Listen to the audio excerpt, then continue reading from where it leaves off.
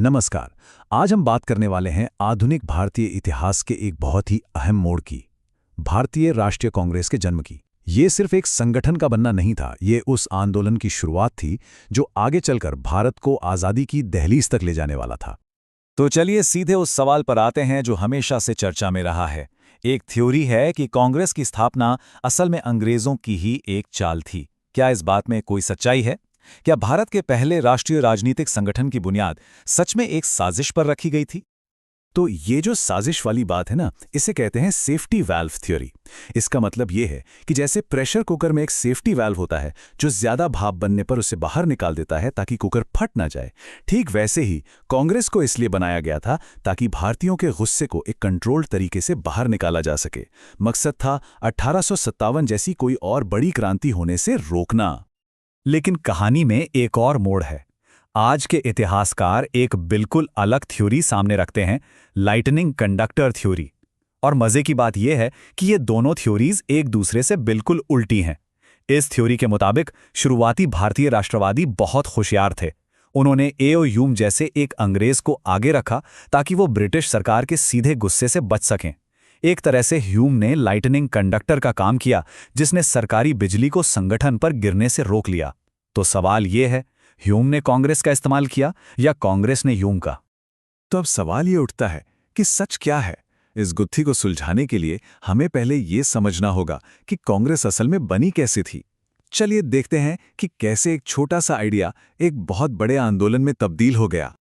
देखिए, कांग्रेस कोई रातों रात बनी हुई चीज नहीं थी। इसकी जमीन तो बहुत पहले से तैयार हो रही थी। 1870 और 80 के दशक तक आते आते पूरे देश में यह महसूस किया जाने लगा था कि एक ऑल इंडिया ऑर्गेनाइजेशन की सख्त जरूरत है। सुरेंद्रनाथ बैनर्जी और आनंद मोहन बोस जैसे नेताओं ने तो इंडियन नेशनल कॉन्फ्रेंस के 2 सेशन भी करवाए थे। और फिर आया वो ऐतिहासिक पल, दिसंबर 1885, जब भारतीय राष्ट्रीय कांग्रेस का पहला सेशन बुलाया गया। और यहीं से शुरुआत हुई। बहुत ही साधारण सी शुरुआत थी, कोई बहुत बड़ा तामझाम नहीं। मुंबई के गोकुलदास तेजपाल संस्कृत कॉलेज में देश के कोने कोने से 72 लोग इकट्ठा हुए। ये कौन थे? ये थे उस समय के पढ़े लिखे लोग, वकील, पत्रकार, बुद्धिजीवी। और इन्होंने ही एक ऑर्गेनाइज्ड पॉलिटिकल मूवमेंट की नींव रखी। पहले अध्यक्ष बने व्योमेश चंद्र बनर्जी। तो कांग्रेस तो बन गई। अब इसकी शुरुआती 20 साल उन्हें मॉडरेट या नरमपंथी दौर के नाम से जाना जाता है। सवाल ये है कि इनका काम करने का तरीका क्या था। ये अंग्रेजों से अपनी बात कैसे मनवाते थे? इनका तरीका था प्रेयर, पिटिशन और परसुएशन का, मतलब प्रार्थना, याचिका और समझाना बुझाना। अच्छा, एक बात तो माननी पड़ेगी, इनके लक्ष्य एकदम साफ थे, कोई कंफ्यूजन नहीं। सबसे पहले एक डेमोक्रेटिक नेशनलिस्ट मूवमेंट खड़ा करना, फिर लोगों को पॉलिटिकली एजुकेट करना, उन्हें उनके हक के बारे में बताना, देश भर के जो भी राष्ट्रवादी नेता थे उन सबको एक साथ लाना, और हां, ब्रिटिश राज के खिलाफ एक मजबूत एंटी कॉलोनियल सोच को डेवलप करना और फैलाना। कुल मिलाकर इनका मकसद था पूरे देश की एक आवाज बनना। और इनकी पूरी स्ट्रैटेजी की बुनियाद एक भरोसे पर टिकी थी। इनको लगता था कि अंग्रेज लोग मतलब मूल रूप से तो न्याय पसंद हैं, बस उन्हें इंडिया की असली हालत के बारे में पता नहीं है। उनका मानना था कि अगर हम उन्हें कायदे से अपनी परेशानियां बताएंगे तो वो जरूर सुधार करेंगे। और बस इसी वजह से इनकी सारी पॉलिटिक्स याचिकाओं और मेमोरेंडम के इर्द गिर्द घूमती थी। तो इन्होंने एक 2 प्रोंग स्ट्रैटेजी अपनाई, मतलब 2 मोर्चों पर एक साथ काम किया। एक तरफ तो इंडिया के अंदर ही एक स्ट्रांग पब्लिक ओपिनियन बनाना ताकि लोग अपने पॉलिटिकल राइट्स को लेकर जागरूक हों, और दूसरी तरफ ब्रिटेन में वहां की सरकार और वहां की जनता को पेटिशन और स्पीच के जरिए मनाना कि भाई इंडिया में रिफॉर्म्स की जरूरत है। तो अब असली सवाल, ये जो मॉडरेट तरीका था ये कितना कामयाब हुआ? क्या इससे कुछ हासिल हुआ भी या ये सब बस फेल हो गया? चलिए जरा इनकी पॉलिटिकल बैलेंस शीट पर एक नजर डालते हैं। अगर मॉडरेट्स के सबसे बड़े और सबसे लास्टिंग कंट्रीब्यूशन की बात करें तो वो थी ब्रिटिश राज की इकोनॉमिक क्रिटिक। मतलब उन्होंने पहली बार साइंटिफिक तर्कों के साथ ये साबित कर दिया कि अंग्रेजी हुकूमत किस तरह से भारत को अंदर से खोखला कर रही थी इकोनॉमिकली। और इस पूरी आलोचना का सेंटर पॉइंट थी दादा भाई नौरोजी की मशहूर ड्रेन थ्योरी। उन्होंने बाकायदा आंकड़ों के साथ दिखाया कि कैसे इंडिया का पैसा, इंडिया के रिसोर्सेज सब बहकर इंग्लैंड जा रहे थे। नतीजा, भारत गरीब होता जा रहा था और ब्रिटेन अमीर। इस एक थ्योरी ने तो ब्रिटिश राज के पूरे मॉरल ग्राउंड पर ही सवालिया निशान लगा दिया था। पॉलिटिकल फ्रंट पर देखें तो इनकी सबसे बड़ी अचीवमेंट मानी जाती है 1892 का इंडियन काउंसिल्स एक्ट।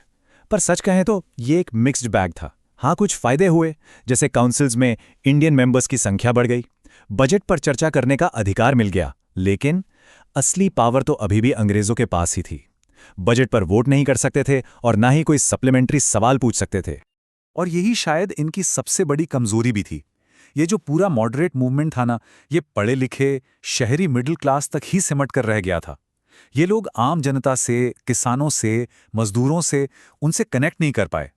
इनका सोशल बेस बहुत छोटा था और इसी वजह से इनके आंदोलन की ताकत भी लिमिटेड रह गई। चलिए अब घूम फिरकर वापस अपने पहले सवाल पर आते हैं। क्या कांग्रेस वाकई एक सेफ्टी वाल्व थी? इसका सबसे पक्का सबूत तो इस बात से मिलेगा कि खुद ब्रिटिश सरकार कांग्रेस को किस नज़र से देखती थी, एक दोस्त की तरह या एक दुश्मन की तरह।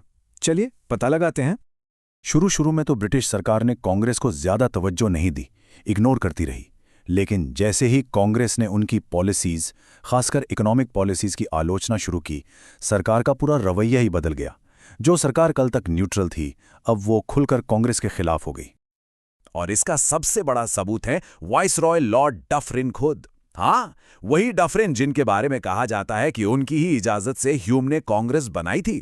कुछ ही साल बाद वही डफरिन कांग्रेस को फैक्ट्री ऑफ सेडिशन यानी राजद्रोह का कारखाना कहने लगे। अब ये तो किसी दोस्त वाली बात नहीं लगती है ना? और बात यही नहीं रुकी।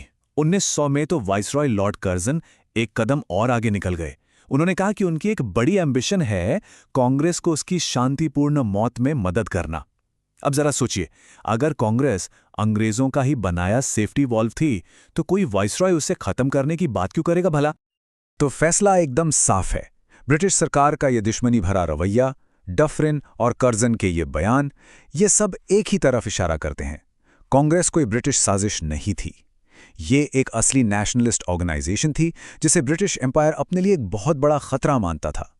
और इसी के साथ सेफ्टी वॉल वाली थ्योरी खारिज हो जाती है। तो आखिर में हम ये कह सकते हैं कि मॉडरेट्स ने उस आंदोलन की नींव रखी जिसने आगे चलकर भारत को आज़ादी दिलाई। लेकिन उनकी विरासत थोड़ी कॉम्प्लेक्स है। तो एक सवाल जो सोचने पर मजबूर करता है वो ये है कि क्या उनका वो धीमा सधा हुआ तरीका उस वक्त की ज़रूरत थी, एक ज़रूरी पहला कदम, या फिर वो एक सुनहरा मौका था जो गवा दिया गया, जहां वो आम जनता को साथ लेकर और भी बहुत कुछ हासिल कर सकते थे? इस सवाल का जवाब आज भी इतिहास की बहसों में ढूंढा जाता है।